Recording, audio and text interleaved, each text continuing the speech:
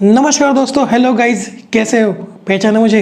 मैं हूँ आपका दोस्त प्रसाद और स्वागत करता हूँ आपका मेरे चैनल पे जिसका नाम है पीएम गुरु। आज के वीडियो से स्टार्ट करने जा रहे हैं हम स्ट्रक्चर। मुझे पता है कि स्ट्रक्चर आपको बहुत डिफिकल्ट लगता होगा, बट मानो मेरी बात, स्ट्रक्चर इतना डिफिकल्ट है नहीं, बट ये बहुत इंपॉर्टेंट है अगर आप सीख के प्रोग्राम करना चाहते हो तो। स्ट्रक्चर एक बहुत इंपॉर्टेंट रोल प्ले करते हैं सी लैंग्वेज में। तो इस वीडियो को अंत तक जरूर देखना और चलते हैं मेरे नए बोर्ड की तरफ। So let's begin.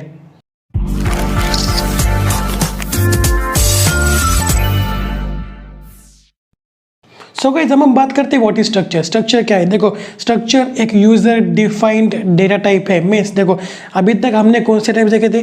वो थे इंटीजर, कैरेक्टर, फ्लोट और उसके बाद character array means string, okay, और बहुत थे लॉन्ग वगैरह कुछ, ओके। देखो, अभी तक हमने ये देखे थे जो डिक्लेयर और डिफाइंड पहले से होते थे हमारे हेडर फाइल में, जिसे हम कहते हैं pre defined, okay.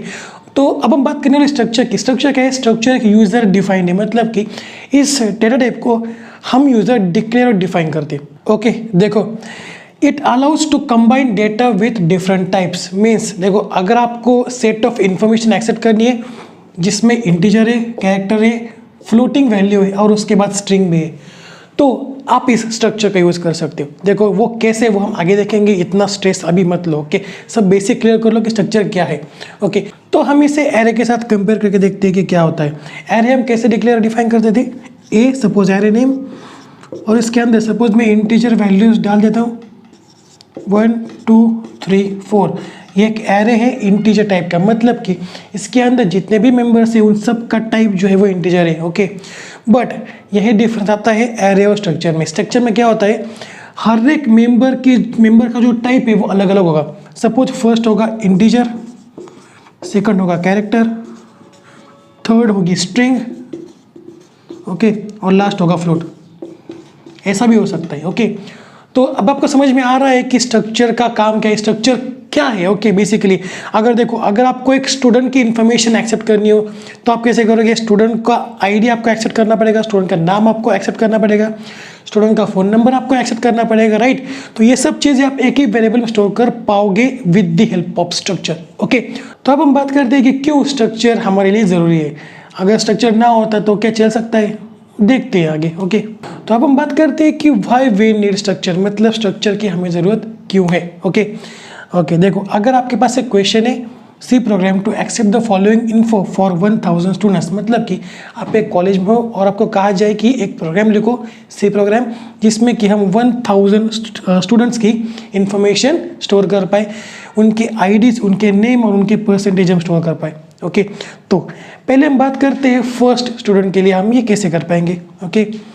Programme start होगा मेन फंक्शन के अंदर, ओके, और इसके बाद क्या करेंगे हम? आईडी, नेम और परसेंटेज, इन तीनों के लिए वेरिएबल्स डिक्लेयर कर देंगे। आईडी के लिए मैं कर दूंगा integer ID for first student, इसलिए मैं आईडी 1 कर दूंगा, ओके।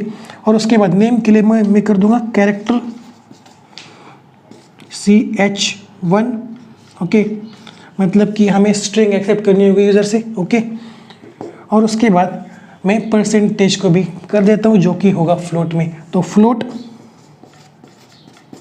और परसेंटेज 1, ओके। अब ये तीन चीज़ें जो है, मतलब कि ID 1, CH1 और परसेंटेज 1, ये तो हो गई सिर्फ फर्स्ट स्टूडेंट के लिए, और ऐसे हमें करने हैं 1000 स्टूडेंट। तो हम क्या करेंगे? ID 1 चला जाएगा, इंटीजर ID n तक, मतलब कि n क्या है हमारा 1000, मतलब कि 1000 तक हमें इसे वेरी करना होगा, और ऐसे ही इन दोनों के लिए भी होगा, मतलब कि हमें CHn तक और परसेंटेज भी n तक, ऐसे करके हमें 3 × 1000 3000 टाइम्स आपको वेरिएबल्स डिक्लेयर करने पड़ेंगे और उसके बाद उसको वैल्यूज एक्सेप्ट करनी पड़ेंगी। ये बहुत बड़ी प्रोसेस हो जाएगी और आप ये एक बार कर भी लोगे, बट इसकी क्या गारंटी कि आप कोई गलती नहीं कर दोगे। मतलब कि अगर आपने इतना सारा लिख दिया तो आपको प्रोग्राम डिबग करना बहुत ज़्यादा मुश्किल हो जाएगा। तो इसका सोल्यूशन क्या है? तो इसका सोल्यूशन आसान है, वो है स्ट्रक्चर, ओके। अब हम देखते हैं स्ट्रक्चर का सिंटैक्स, ओके। अगर अभी तक आपको समझ में नहीं आ रहा हो तो कोई बात नहीं, सिंटैक्स और एग्जाम्पल देखने के बाद आपके सारे डाउट्स क्लियर हो जाएंगे, ओके। तो अब हम बात करते हैं स्ट्रक्चर के सिंटैक्स की। देखो यहाँ पे क्या है, पहले स्ट्रक्ट कीवर्ड, आपको पता है कि सी लैंग्वेज में बहुत सारे कीवर्ड्स है, उसमें से एक है स्ट्रक्ट कीवर्ड। ओके, स्ट्रक्ट, उसके बाद स्ट्रक्चर नेम, मतलब कि आपके स्ट्रक्चर का जो कोई भी नाम आप देना चाहते हो वो नाम, और उसके बाद ओपनिंग करली ब्रैकेट और उसके अंदर आएंगे, और उसके बाद जो कोई भी इंफॉर्मेशन आपको स्टोर करनी है उसका टाइप और उसका वेरिएबल नेम आप यहाँ पे डाल देंगे। ओके, आप जितनी मर्जी चाहे उतने वेरिएबल्स यहाँ पे डिक्लेयर कर सकते हो। ओके, इनको हम कहते हैं मेंबर्स। ओके, स्ट्रक्चर के मेंबर्स। ओके, और उसके बाद तो क्लोजिंग कर ले ब्रैकेट, और उसके बाद इस स्ट्रक्चर का वेरिएबल हम डिक्लेयर कर देंगे। ओके, अभी तक आपको समझ में नहीं आ रहा तो देखते हैं एग्जांपल, उसके बाद आपको क्लियर हो जाएगा। ओके, अभी हमने देखा था कि अगर आपको 1000 स्टूडेंट्स के लिए प्रोग्राम लिखना हो तो आप कैसे करोगे, बहुत सारे वेरिएबल्स को डिक्लेयर और डिफाइन करते चलोगे। ओके, बट यहाँ पे हमारे पास ये सॉल्यूशन है। ओके, देखो अगर आपको 1000 स्टूडेंट्स के लिए स्ट्रक्चर लिखना हो तो आप कैसे करोगे, स्ट्रक्ट कीवर्ड और इसके बाद स्ट्रक्चर नेम में दूंगा स्टूडेंट। ओके, और उसके बाद ओपनिंग करली ब्रैकेट। अब देखो यहाँ पे मैं क्या करने वाला हूँ, यहाँ पे मैं एक स्ट्रक्चर डिफाइन कर दूंगा जो कि मैं 1000 स्टूडेंट के लिए अप्लाई कर पाऊंगा। ओके, सपोज फर्स्टली मैं यहाँ पे डिक्लेयर कर देता हूँ इंटीजर आईडी, मतलब कि 1000 स्टूडेंट के लिए आईडी मैं यहाँ से एक्सेप्ट कर पाऊंगा। ओके, और उसके बाद कैरेक्टर एरे, सपोज मैं डाल देता हूँ नेम। ओके, मैं इसे साइज दे देता हूँ 20। ओके, मतलब कि अब 1000 स्टूडेंट्स के नाम भी मैं इसकी मदद से एक्सेप्ट कर पाऊंगा। ओके, और उसके बाद मैं फ्लोट डाल देता हूँ जिसमें हम परसेंटेज स्टोर करेंगे 1000 स्टूडेंट्स के। ओके, और उसके बाद क्लोजिंग कर ली ब्रैकेट। अब देखो यहाँ पे स्टूडेंट एक स्ट्रक्चर है जिसके अंदर में स्टूडेंट का आईडी, स्टूडेंट का नेम और स्टूडेंट के परसेंटेज स्टोर कर पाऊंगा। ओके, अब इसके बाद बात करते हैं कि वेरिएबल की। अब देखो स्ट्रक्चर वेरिएबल मतलब कि अब देखो अगर मैंने यहाँ पे S1 डाल दिया और S2 और S3, okay, up to SN। Okay, SN हमारा क्या है, वो था 1000। मतलब कि अब हमने जो किया था ना कि 1000 बार वेरिएबल्स को डिक्लेयर और डिफाइन किया था, वो हम इससे रिप्लेस कर सकते हैं। क्लियर? अब क्या हो रहा है देखो, अगर मैं S1 डॉट ID करूँगा, डॉट ऑपरेटर का हम यूज़ करते हैं अगर आपको किसी भी स्टूडेंट का ID, नेम या फिर परसेंटेज निकालना हो तो अगर मैं करूँ S1 डॉट ID तो क्या होगा, पहला स्टूडेंट का ID हमें डिस्प्ले हो जाएगा। ओके, मतलब कि हम उसे एक्सेस कर पाएंगे। अगर मैंने कर दिया S3 डॉट नेम तो क्या होगा, इस S3 स्टूडेंट मतलब कि थर्ड स्टूडेंट का नाम मैं एक्सेस कर पाऊंगा। तो अब आपको चीज़ें क्लियर हो रही है कि मैंने क्यों कहा था कि आपको 3000 बार वेरिएबल्स को डिक्लेयर करने की ज़रूरत नहीं है। यहाँ पे मैं सिर्फ एक बार एक वेरिएबल को डिक्लेयर कर दूंगा जो कि है हमारा यूज़र डिफाइंड। यहाँ पे मैं स्ट्रक्चर की मदद से सिर्फ एक बार उनको डिक्लेयर कर रहा हूँ और उसके बाद उन्हें जब चाहे तब यूज़ कर पा रहा हूँ। मतलब कि 1000 स्टूडेंट्स के लिए अगर मुझे यूज़ करना है उसको तो मैं सिर्फ उनके वेरिएबल्स बनाता चलूँगा। Okay, clear? समझ पा रहे हो ना? तो आप जब चाहो जिस भी स्टूडेंट का नाम, उसका ID, उसका परसेंटेज एक्सेस कर पाओगे। Okay, with the help of dot operator. मतलब कि अगर मैंने S1 डॉट पर कर दिया, परसेंटेज कर दिया तो क्या होगा, S1 की परसेंटेज मुझे शो हो जाएगी। अगर मैंने S3 डॉट नेम कर दिया तो उसका नाम डिस्प्ले हो जाएगा। तो अब हम देखते हैं इसका एक छोटा सा एग्जाम्पल, उसके बाद आपके सारे डाउट्स क्लियर हो जाएंगे। ओके, चलते हैं एग्जाम्पल की तरफ।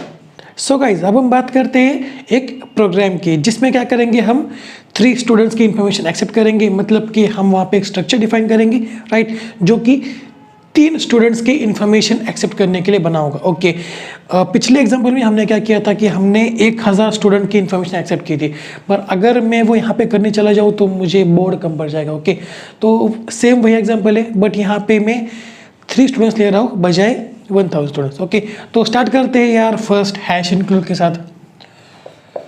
हैश इंक्लूड stdio.h, ये आपकी हेडर फाइल है। ओके, और उसके बाद मैं यहाँ पे पहले स्ट्रक्चर को डिक्लेयर कर देता हूँ। स्ट्रक्चर का सिंटेक्स क्या है, पहले स्ट्रक्ट कीवर्ड, ओके।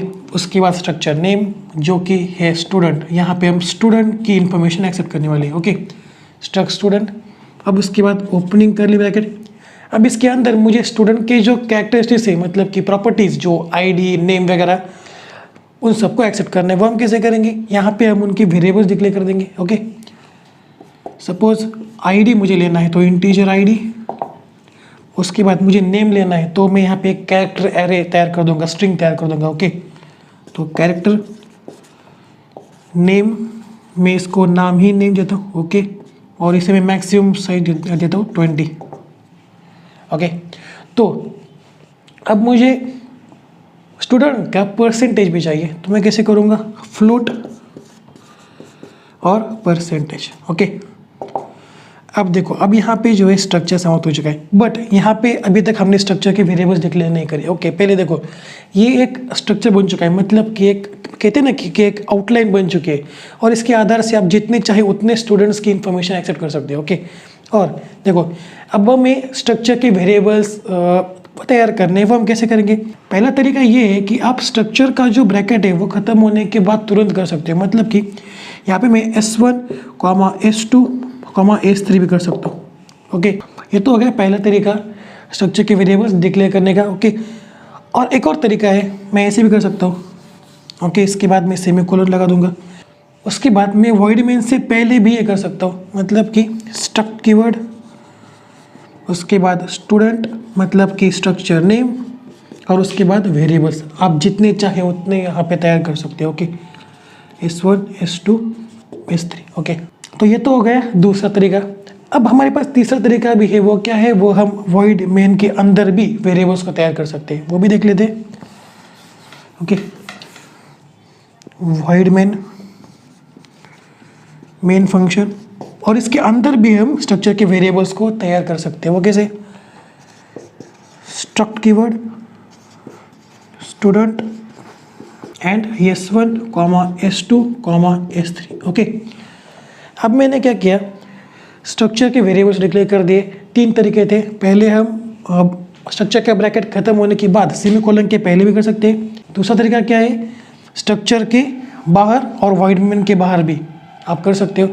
तीसरा तरीका क्या है कि आप वॉइड मेन के अंदर भी वेरिएबल्स को तैयार कर सकते हो, बट स्ट्रक्चर को डिक्लेयर आप वॉइड मेन के बाहर ही कर सकते हो। वॉइड मेन के अंदर आप स्ट्रक्चर को डिक्लेयर नहीं कर सकते। ओके, उसके वेरिएबल्स तैयार कर सकते हो, बट उसे डिक्लेयर नहीं कर सकते। ओके, तो अभी तक हमने क्या किया, अभी तक हमने सिर्फ स्ट्रक्चर को डिक्लेयर किया और उसके वेरिएबल्स तैयार कर दिए।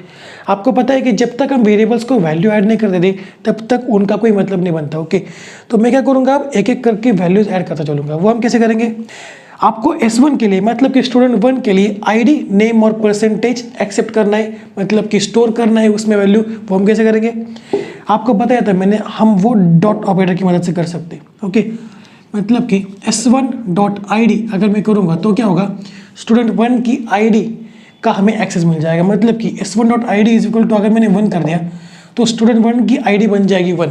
Okay, clear. तो अगर मैंने S1.name कर दिया तो क्या होगा, S1.name, तो क्या होगा, अगर मैंने इसमें डाल दिया प्रसाद, मतलब कि अब क्या होगा, S1 यानी स्टूडेंट 1 का नाम बन जाएगा प्रसाद। Okay, clear. अब उसके बाद हम बात करते हैं S1 के परसेंटेज की, तो S1.percentage is equal to, suppose मैं डाल देता हूँ 80.7। ओके, अब देखो अब क्या हुआ है, S1 यानी स्टूडेंट 1 का जो परसेंटेज है वो 80.7 स्टोर हो चुका है। ओके, तो आप क्या है, अब हमारे पास S1 की सारी इन्फॉर्मेशन है, तो ऐसे ही करके आपको S2 और S3 की भी इंफॉर्मेशन एक्सेप्ट करनी है, स्टोर करनी है। ओके, वो हम कैसे करेंगे, S2.id, S2.name, ओके, और ऐसे करके अप टू S3.percentage आपको कर देने। ओके, ये आप कर लेना। अगर मैं करने लग जाऊँ ना तो वीडियो बहुत लंबी बन जाएगी और मुझे बोर्ड पे भी जगह कम पड़ जाएगी। ओके, तो मैं इसे रफ कर देता हूँ, आप ये सब कर लेना। ओके, तो अभी तक हमने क्या किया, डिक्लेयर कर दिया स्ट्रक्चर को, वेरिएबल्स तैयार कर दिए और उसमें वैल्यूज असाइन कर दी। ओके, तो अब आपको क्या करना है, अब आपको उस इंफॉर्मेशन को आउटपुट स्क्रीन पे डिस्प्ले करना है। वो हम कैसे करेंगे, सिंपल है, with the help of printf। Okay, तो printf,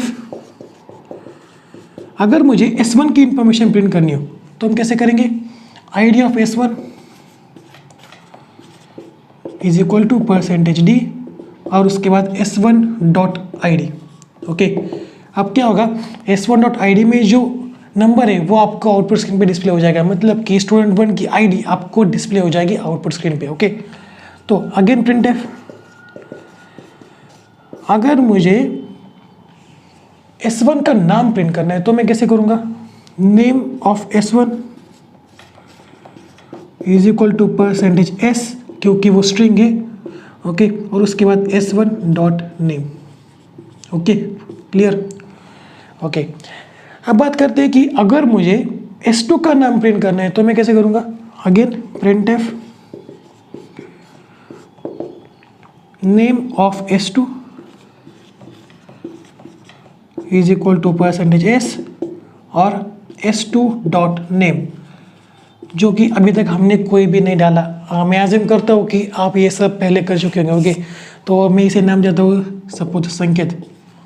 अब संकेत कौन है ये मत पूछना, ये मेरा दोस्त था, मतलब है अभी भी। ओके, तो संकेत, तो क्या होगा, आउटपुट स्क्रीन पे हमें संकेत प्रिंट हो जाएगा। ओके, तो अगर हमें s3 की परसेंटेज प्रिंट करनी हो तो हम कैसे करेंगे, तो मैं उसे भी यहाँ पे वैल्यू असाइन कर देता हूँ, s3.percentage is equal to, suppose मैं इसे परसेंटेज देता हूँ 97.99।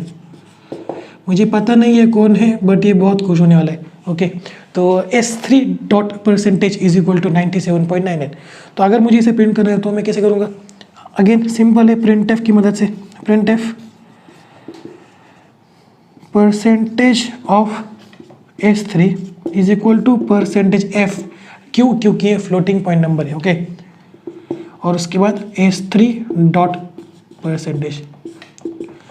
आपको समझ में आ रहा है ना कि मैंने क्या किया। अगर मुझे किसी भी स्टूडेंट की इंफॉर्मेशन चाहिए तो मैं क्या करूँगा, उसका वेरिएबल नेम डॉट मेंबर्स, मतलब कि स्ट्रक्चर मेंबर्स। ओके, अगर मुझे s1 की आईडी चाहिए तो मैं s1.id करूँगा, अगर मुझे s3 का नाम चाहिए तो मैं s3.name करूँगा। ओके, समझ में आ रहा है ना। तो गाइस यहाँ पे हमारा प्रोग्राम समाप्त हो चुका है। ओके, तो अब हम बात करते हैं कि इसका आउटपुट क्या आएगा। ओके, देखो फर्स्ट प्रिंटफ की बात करें तो क्या आएगा, id of s1, id of s1 is equal to %d, यानी इसकी आईडी क्या है, वो है 1, s1.id। ओके, तो 1 आउटपुट स्क्रीन पे डिस्प्ले हो जाएगा। Okay, id of s1 is equal to 1। Okay, और उसके बाद सेकंड प्रिंटफ की बात करें तो name of s1, name of s1 क्या है, name of s1 is, s1 का नाम क्या है, प्रसाद, तो प्रसाद डिस्प्ले हो जाएगा। ओके, प्रसाद। तो थर्ड प्रिंटफ की बात करते हैं, printf name of s2, name of s2 क्या है, name of s2 is equal to %s, तो इसका नाम क्या है, s2 का नाम है संकेत, तो संकेत डिस्प्ले हो जाएगा। ओके, तो सेकंड फोर्थ प्रिंटफ की बात करते हैं, printf परसेंटेज ऑफ s3, तो percentage of s3 is equal to %f। अब मैंने इसका परसेंटेज क्या रखा था, 97.99, तो हमें आउटपुट स्क्रीन पे 97.99 डिस्प्ले हो जाएगा। ओके, तो गाइज ये वीडियो यहीं पे समाप्त होती है। ये था ऑल अबाउट स्ट्रक्चर। तो अगले वीडियो में हम बात करने वाले हैं इसका एक प्रोग्राम जो कि देखने वाले हैं हम प्रैक्टिकली मेरे कंप्यूटर स्क्रीन पे। तो अगर ये वीडियो पसंद आती हो तो इस वीडियो को लाइक कर दो, नए हो तो चैनल को सब्सक्राइब कर लो, और मिलते हैं अगले वीडियो में। तब तक के लिए see have a good day and bye bye.